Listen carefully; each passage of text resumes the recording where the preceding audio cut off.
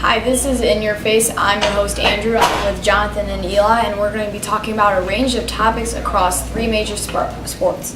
Our first topic is dark horse NBA playoff contenders. Eli, would you like to go first? My eastern contender is Charlotte, and my western contender is Dallas. Charlotte had a good base. They had Kemba Walker and Nicholas Batum, 2 stars to start with. They were able to flip a deal for Dwight Howard, which was a great move. They needed a shooter, so they were lucky that Malik Monk fell to them in the 10th pick, who was the best shooter in the draft. So they're going to be good this year. The East is weak, so I could see them squeezing in as high as a 5 seed. The West, Dallas Mavericks, because they still have Dirk, known as Noel at the 5. Harrison Barnes is one of the better small forwards in the West. And then they have a lot of guard depth. Seth Curry can shoot. They have Dennis Smith Jr., the rookie point guard, who will run the show. Yogi Ferrell off the bench can provide some scoring, and Wesley Matthews is the veteran. So I like their pieces, and I think that they could sneak into the West or in a 7 or 8 spot. All right, Jonathan, who are your contenders for the East and West? Well, for the East, I've picked the 76ers because they've got a lot of young players, obviously, having been so bad the last few years. So they have Ben Simmons, Joel Embiid, and now Markelle Fultz, who will hopefully be back for the start of the season. And those 3 players, even if one of them just reaches near the ceiling of their potential, that's maybe even an all-star. So in the East, even having one all-star is usually enough to get you into the playoffs. And in the West, I think the Pelicans, because now having their twin towers in DeMarcus Cousins and Anthony Davis, they didn't do as well as they did last year after the trade deadline when they got Cousins, but I think having a half year of chemistry now, I think it's going to be really hard to stop 2 big men of their caliber in the post. All right, our second topic goes to the MLB. Breaking news that the Cubs have just traded for Jose Quintana, and the question is, should they stop at Quintana or should they go for more? Jonathan, would you like to go first on this one?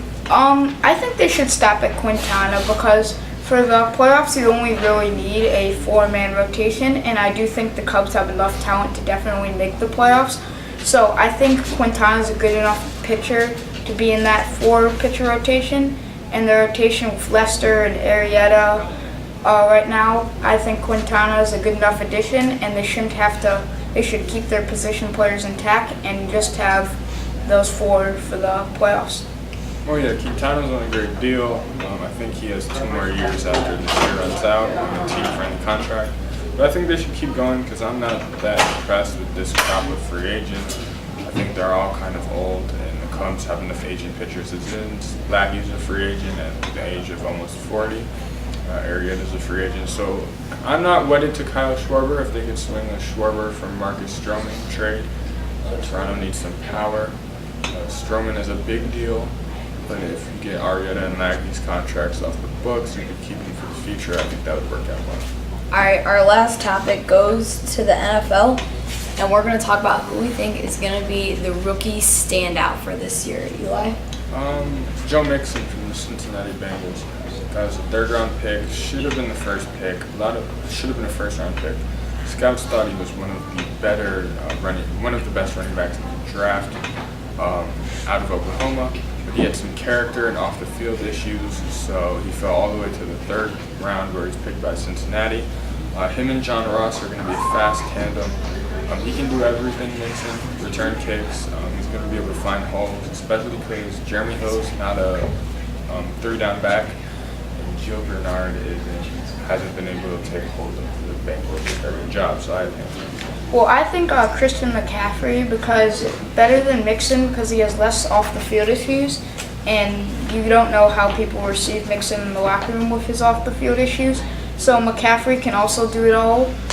He can return kicks, return punts, he can catch passes out of the backfield, and he can run. And I think him and Cam Newton are a good running back-quarterback combo because he will probably be good in option plays with Cam Newton, and Cam Newton likes to throw to his running backs, and they have the fullback Mike Tolbert to do any of Christian McCaffrey's running up the middle, so McCaffrey can just be outside the numbers threat. One player that I would like to mention is actually Joe Mixon's new teammate, John Ross. AJ Green is hurt a lot of the time, so maybe John Ross, if he really steps up this year, could possibly turn into a number 2 or maybe even number 1 wide receiver, and he could have a great year. All right, that's all for In Your Face. I'm Andrew. I'm with Jonathan and Eli. That's it.